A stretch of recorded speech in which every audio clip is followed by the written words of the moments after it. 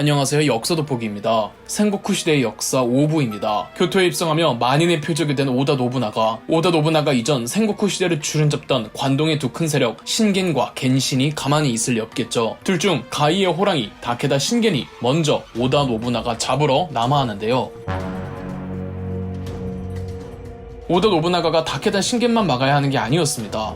주변에 반 오다 노부나가 세력이 득을 걸었는데요. 우선 아직 평정되지 않은 아사쿠라 가문과 아자이 가문은 계속 오다 노부나가의 영지를 침범하고 있었습니다. 그뿐인가요? 오다 노부나가가 교토로 입성할 때 그 전까지 쇼군을 허수아비로 만들던 미요시 가문도 교토를 탈출해 기나이 지방, 그러니까 오다 노부나가 남쪽에서 오다 노부나가에게 대항하고 있었습니다. 그리고 또 하나의 세력이 있으니 바로 사찰의 승려들이었죠. 생고쿠 시대 승려들은 종교적인 차원을 넘어서 지방 다이묘들과 결탁해 현실 정치에 강력하게 개입하고 있었습니다. 이 점을 오다 노부나가가 매우 싫어했습니다. 불교라는 종교를 싫어했다기보단 다이묘들의 쟁탈전에 영향력을 행사하며 독립적인 거대한 세력을 군림하는 세태를 부정적으로 보고 있었기에 오다 노부나가는 노골적으로 사찰 세력을 탄압했고, 이 때문에 불교계에서도 오다 노부나가를 벼르고 있었습니다. 교토의 엘야쿠지라는 사찰에서 반 오다 노부나가 연합에 동참하려는 움직임을 보이는데요. 종교인 승려는 절대 건드리면 안 된다는 당대 일본인들의 불문율이 있었기에 아무리 강력한 다이묘들도 승려를 건드릴 수는 없었습니다. 그런데 오다 노부나가는 1571년 엘야쿠지 절을 잿더미로 만들어버렸습니다.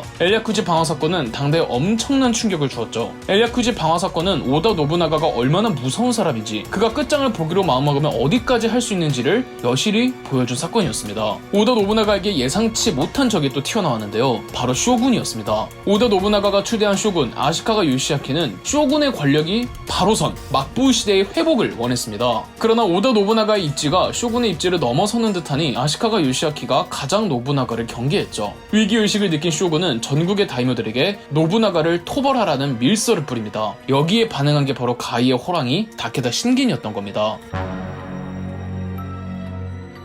오다 노부나가는 지금 왼쪽에는 미요시 가문을, 오른쪽에는 다케다 신겐을, 북쪽으로는 아사쿠라 아자이 연합을 상대해야 했습니다. 제대로 포위되어 버린 거죠. 이를 1차 노부나가 포위망이라고 합니다. 오다 노부나가 본인은 서부 전선을 담당하기로 하고 다케다 신겐이 오고 있는 동부 전선은 도쿠가와 이에야스에게 맡깁니다. 1572년 도쿠가와 이에야스는 일만의 미카와 병력을 이끌고 2배 이상의 병력을 가진 다케다 신겐을 마구로 출격합니다. 도쿠가와 이에야스도 상황의 불리함을 알고 오다 노부나가에게 추가 지원을 요청했지만 오다 노부나가도 여력이 없었어요. 절망적인 포위망이었죠. 도쿠가와 이에야스는 성 안에서 수성전으로 버티려고 했지만 다케다 신겐은 도쿠가와 이에야스의 성을 그냥 지나치고 곧장 교토로 향했습니다. 도쿠가와 이에야스의 성을 그냥 지나치자 도쿠가와 이에야스는 대담하게도 다케다 신겐의 배후를 공격하기 위해 성을 나옵니다. 도쿠가와 이에야스가 추격해온다는 소식에 다케다 신겐은 미카타 가하라 평원에 진을 쳤습니다. 다케다 신겐은 약 3만이 안 되는 병력으로 어린 진이라는 화살표 모양의 대형을 짰습니다. 반면 도쿠가와 이에야스는 날개처럼 펼치는 대형의 하익진을 펼쳤습니다. 하익진의 목적은 적군을 포위하기 위함이죠. 그런데 하익진으로 적군을 포위하기 위해서는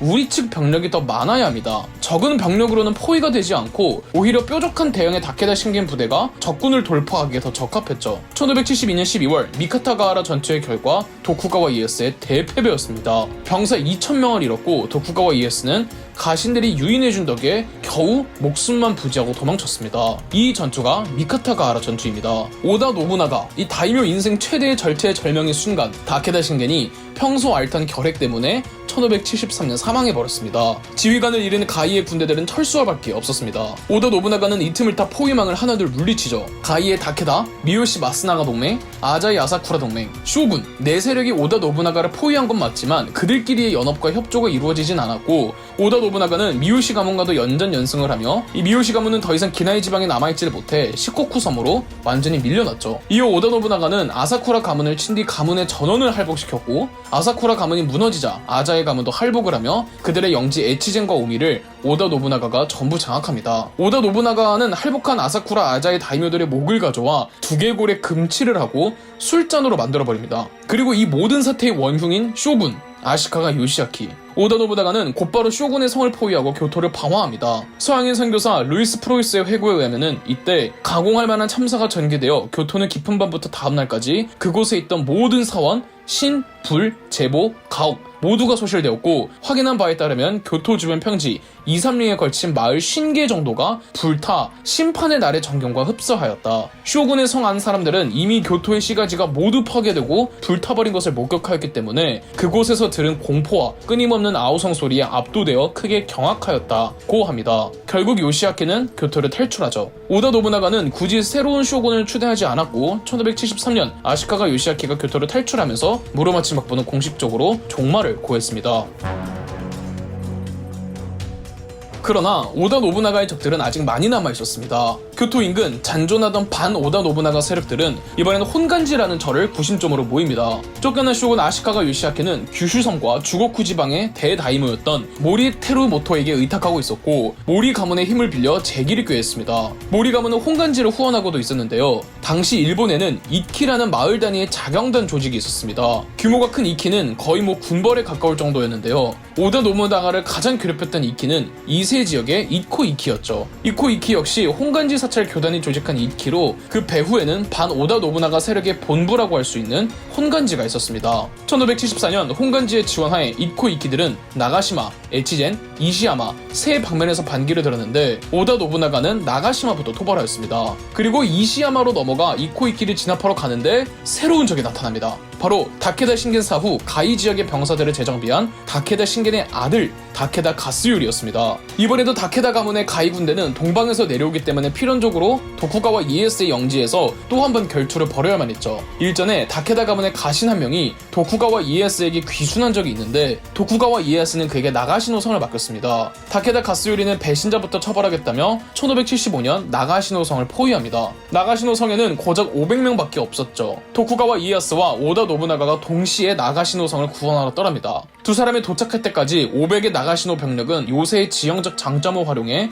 농성에 목숨을 걸었고 성벽이 무너지고 군량미까지 바닥난 절체절명의 순간 나가시노성 함락 직전에 도쿠가와 이에야스의 8,000명 그리고 오다 노부나가의 3만 명이 도착했습니다. 나가시노성은 3만 8천 명을 수용할 수가 없어서 오다 노부나가 도쿠가와 이에야스는 이 나가시노성 밖 들판에서 2km에 달하는 방책을 3중 구조로 쌓고 진을 쳤습니다. 반면 다케다 가문의 주력은 기병대였습니다. 이 다케다 가스요리는 기병대에 자신이 있었고 그렇게 다케다 가문의 기병대가 오다 도쿠가와 방책에 뛰어들었습니다. 하지만 오다 도쿠가와가 쌓은 이 방책 사이사이에는 조총부대가 대기하고 있었고 기병대는 돌격 중에 3천 조총부대에게 8시간 동안 난사를 당해 전멸해버렸습니다. 1만 5천의 병사들 가운데 1만 2천 전사했다고 하죠. 다케다 군대의 주요 가신들 중에는 살아남은 수보다 죽은 수가 훨씬 많았다고 합니다. 이 전투가 나가시노 전투입니다. 기존의 나가시노 전투는 오다 도쿠가와의 부대가 대량의 조총으로 승리를 거둔 전투로 전해졌지만 일련의 고고학적 발굴에 의하면 조총의 효과가 그렇게까지는 강력하지 않았다고 합니다. 8시간 동안 3,000명의 조총부대가 조총을 쏴서 1만 2천명을 죽였다는 기록은 다소 과장된 기록이죠. 실제 다케다 부대를 그토록 몰살시킨 전술의 핵심은 오다 노부나가가 지휘한 야전술이었다는 주장에 힘이 더 실리고 있습니다. 다케다 가문이 회복이 불가할 정도로 치욕적인 패배를 겪은 건 똑같지만요. 참고로 이 나가시노 전투를 다룬 영화가 일본의 거장 감독 구로사와 아키라 감독의 카게무샤입니다.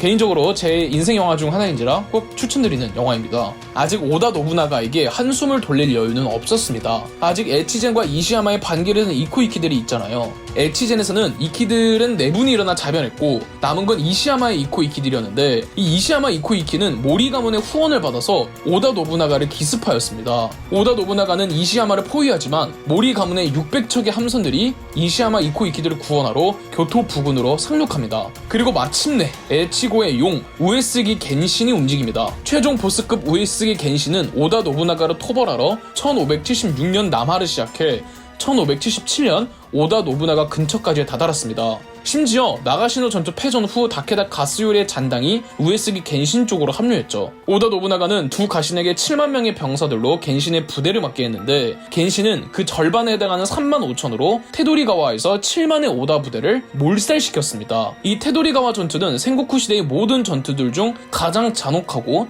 가장 많은 사상자를 낸 전투로 악명 높죠. 이시야마의 이키들과 모리 가문의 수군 그리고 에치고의 용 우에스기 겐신까지 오다 노부나가는 이 2차 포위망을 어떻게 뚫을까요? 6부에서 계속됩니다. 그럼 역사 돋보기였습니다. 저희 역사 돋보기가 멤버십 가입을 시작했습니다. 멤버십 가입을 해주신 분들 덕분에 영상 제작에 큰 도움이 되고 있습니다. 감사합니다. 영상 재미있으셨다면 구독과 좋아요, 알림 설정까지 해주시면 감사드리겠습니다.